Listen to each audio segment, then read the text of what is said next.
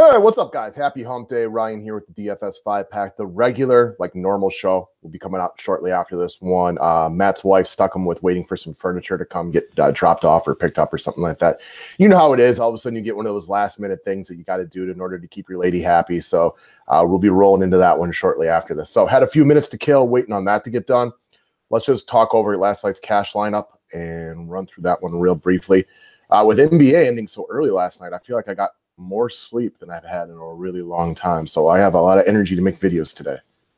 It's nice when the NBA ends early for once. For those of you guys who stay up to watch the late games like I do, definitely feel a little bit more refreshed than normal. Anywho, guys, if you're new to the station, again, my name is Ryan. This is the DFS 5-pack. We focus in on baseball, basketball, football from a daily fantasy sports perspective. If you want more free videos, press that red button that says subscribe. If you want the full breakdown of videos on a daily basis and the physical write-up, go sign up to be a member. And as always, like Mr. Terminator would tell you, the thumbs up is sincerely, sincerely, sincerely appreciated. If you want to join the team, the website's in the description section of the video. So we talked about this one yesterday, that 300 would probably do damage in GPPs last night. It was a high possibility. It obviously would have. So my main lineup was this one, the cash lineup, 257.75. Obviously, on a normal day, not a very good score, right? Like maybe ho-hum right in kind of the middle of the pack. But last night, due to the blowout in Phoenix, obviously 122 to 105 doesn't look like that big of a blowout. But the fact it was like 41-9 at one point, I mean, Phoenix got off to a horrible start. They played pretty even with Sacramento in quarters 2 and 3, but you know, as not a very good team, it's difficult to dig yourself out of a 32-point hole, no doubt about it. So the big benefit for me yesterday and why it was an overall kind of a solid night was getting away from Sacramento Phoenix just a little bit. So you can see I got 1, 2, 3, 4, 5 pieces from that game with Shumpert, Ayton, Ariza, Josh Jackson, and Bogdanovich. Bogdanovich, Ariza, Shumpert, I mean, they were all okay. Jackson was, not great, but at high ownership. That wasn't the reason for anything. And then Ayton obviously didn't work out very well. He barely touched the floor after the 7-minute point of the third quarter. So for his time on the court, he actually ended up okay. But you got to play more minutes than that if you want to provide a solid DFS score. So the big shocker for me of the night was I really expected Lillard to come in closer to 50 to 75% owned. And a big help was taking 1 or 2 pieces away from that game. As you can see, Damian Lillard and Miles Turner were big helps last night. When we did the official write-up for the customers, I gave 3 options at center and said to pick 2 of them. It was Ayton, Willie Cauley-Stein, and Miles Turner. I played the ownership game with Ayton. I expected a better game. Obviously, it didn't work out like that, but Miles Turner was big time last night against Chicago. He's been slept on completely. I don't think that the NBA public in general has really caught up to the fact that his role post Victor Oladipo is significantly different. We've been using him a ton lately, and it's been really, really good. Now, his price is up there now. But the other point of note here, not only is Miles Turner a lot better with Victor Oladipo out, I think this is good for the Pacers as a basketball team. It's a reminder to him that he's a good player. His usage had been such a drop down with Oladipo really hogging the ball a bunch. And this has been a reminder to some of the Pacers that they can play too.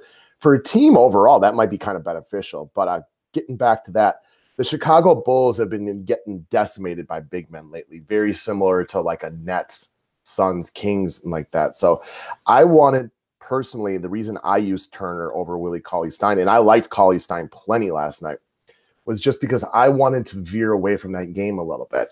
While I expected the game to be closer than that, totally thought it was a possibility that game could be a blowout.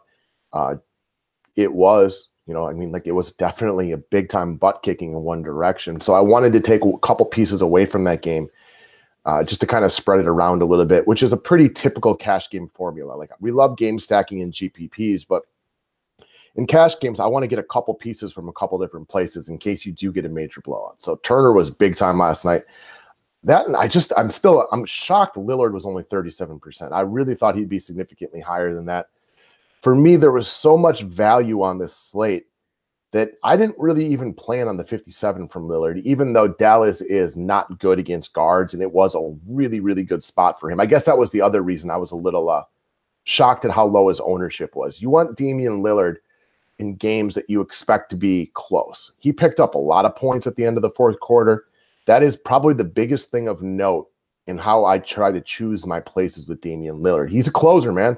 And whether you're coming from behind or playing from ahead, when you're playing from ahead, he has the ball in his hand in close games, and he might get 5, 6, 7, 8 free throws at the end of the game. He's an excellent foul shooter. And when you're playing from a little bit behind like they were last night, he'll just try to take the game over at the end, and he'll take a bunch of shots. I mean, he picked up probably a late 15 DFS points. So for me, and I think most people should note that if you are looking to roster Damian Lillard, make sure you're pretty confident it's a close game. That's typically when he's at his best. And I mean, for most people, that kind of rings true, but especially for Damian Lillard. There was just so much value around this slate that I felt like you almost had to roster Lillard personally, because I didn't want to go overpay for some of the guys from that game. Like De'Aaron Fox was too expensive.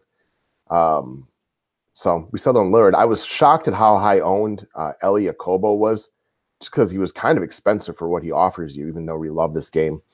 And one of the points I wanted to hit on is the fact that DFS is a tricky game, but it's possible for two sets of thoughts to be right at the same time. So anybody who was very cautious with this game yesterday and thought that it was going to be a blowout, you were right. You were 100% right. The game was a blowout. In no shape, way, or form are you wrong at all. For the people who went hard on this game because of the potential pace, you're also right. I mean, guys like Trevor Ariza, who scored no points really the first 8 minutes of the game and was out of this game with a few minutes left to go in the third, still wound up being relatively solid. You know, Josh Jackson, he had the terrible start to the game. I think he was like -1 for an extended period of time. He ended up still coming in with 22.5, and he barely played after the halfway point of the third quarter. So it's possible for two schools of thought to be right at the same time.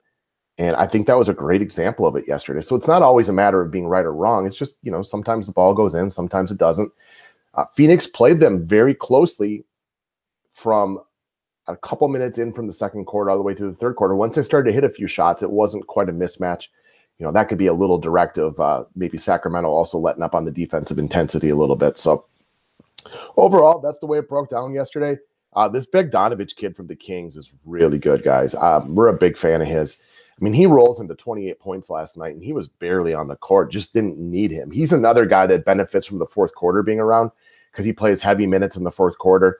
He didn't touch the court in the fourth, and because he comes off the bench, he was only like part of this game for about basically 2 quarters, and he still rolls into 27. This kid can play. I like what the Kings got going on. They're not there yet, obviously, but I think that they have a nice future there for the Sacramento Kings. So that's it. Regular scheduled show will be coming out here soon. Hopefully everybody did well last night. If you guys played Lillard, you probably ended up pretty well. He was a big help. Cash lines were real low. I mean, there's not a lot of times where 258 is going to put you in 64th out of 1839. But winning ugly is still winning. There are plenty of nights you can score 300 and feel like you're killing it, but you lose. So it's also, you know, it's always slate dependent, as Matt likes to say. All right, guys, see you shortly here.